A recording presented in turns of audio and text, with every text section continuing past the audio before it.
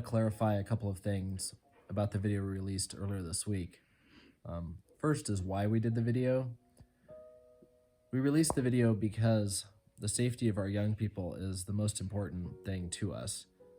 It wasn't fun to do the video. I didn't enjoy it. It didn't, make me feel so much better or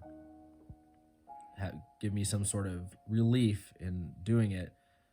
It was very difficult, but I felt like it was important to get the information out there so that those in church leadership and elsewhere really understand what happened, because the narrative has been wrongly influenced that this is just an affair. And as the pastor said on the phone with me, well, where I grew up, it wasn't any big deal for people of 20 years age difference to have sex. And I'm sorry, but I find that very disturbing.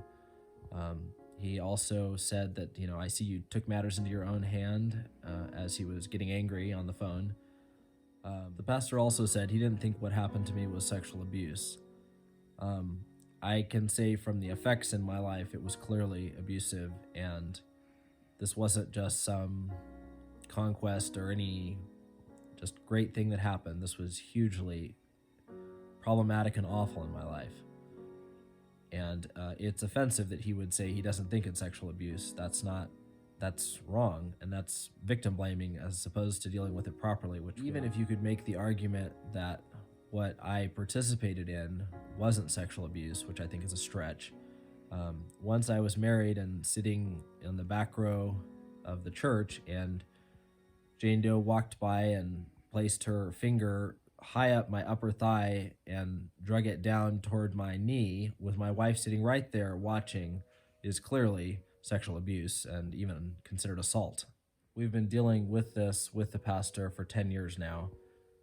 When the events transpired, they were secret for several years, but when it did come out, he was informed, and he first, as I mentioned before, talked to Jane Doe and got her side, and didn't really talk to us to any length at all until years later. We have followed the steps of Matthew 18 in this. We've spoken with the pastor numerous times over the years. About 5 years ago, we spoke with the conference. They directed us back to the local church, that this is a local church issue that needs to be dealt with within the church and church board and leadership at the church. And so we kept dealing with it there.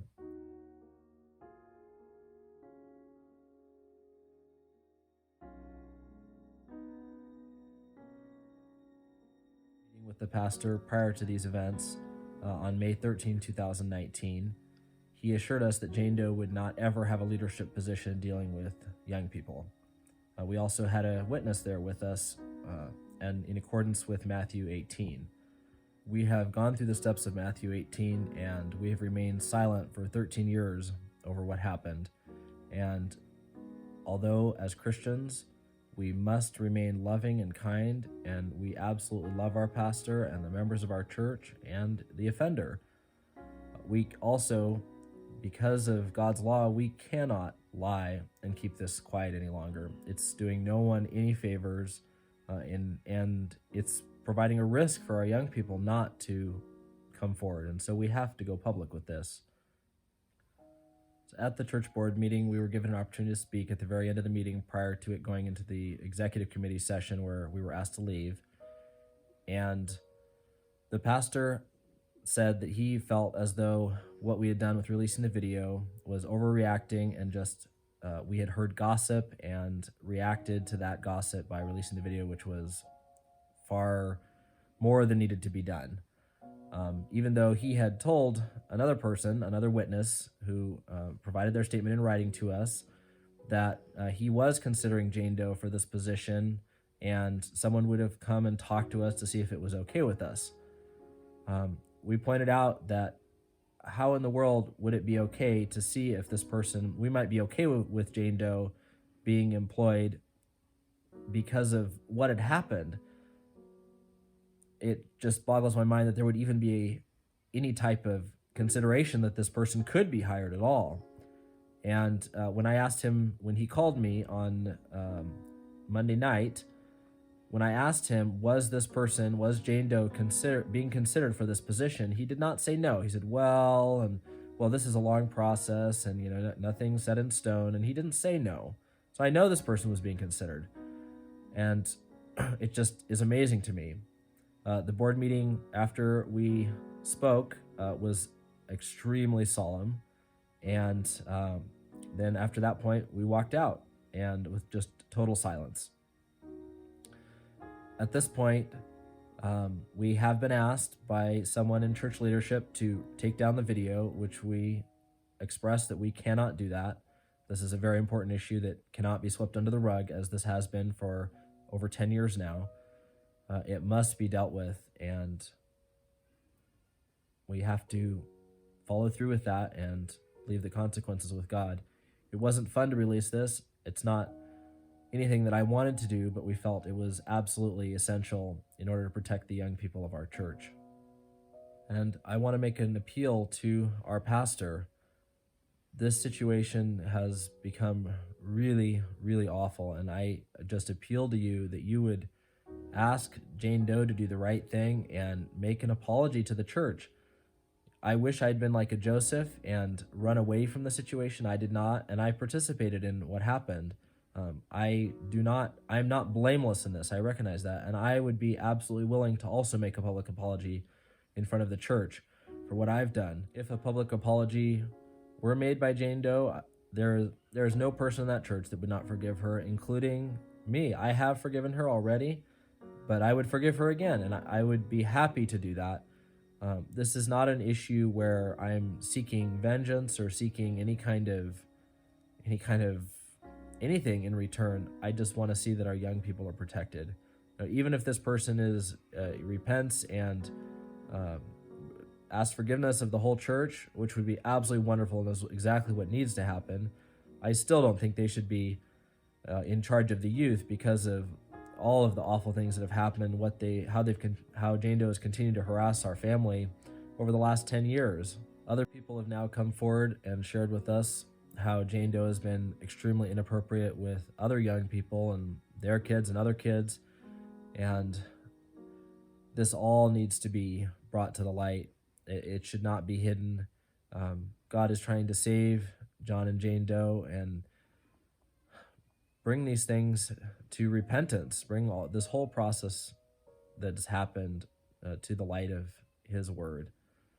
And I just appeal to our pastor to do the right thing. Please don't hold anger and bitterness. Just appeal that he would turn to the Lord in all this. One interesting thing that happened this morning is I received a message from YouTube that there was a privacy complaint against that particular video. And I looked at the time codes that were given for supposed privacy violations in the video. Whoever submitted this privacy violation report cited 125 separate time codes in the video where privacy was violated. And we were very careful, as we are in this video, not to give specific names. I've only referred to these parties as John and Jane Doe. It is possible to identify who they are by other information, obviously, and it's important that those that are involved in part of the problem and the solution need to know who it is.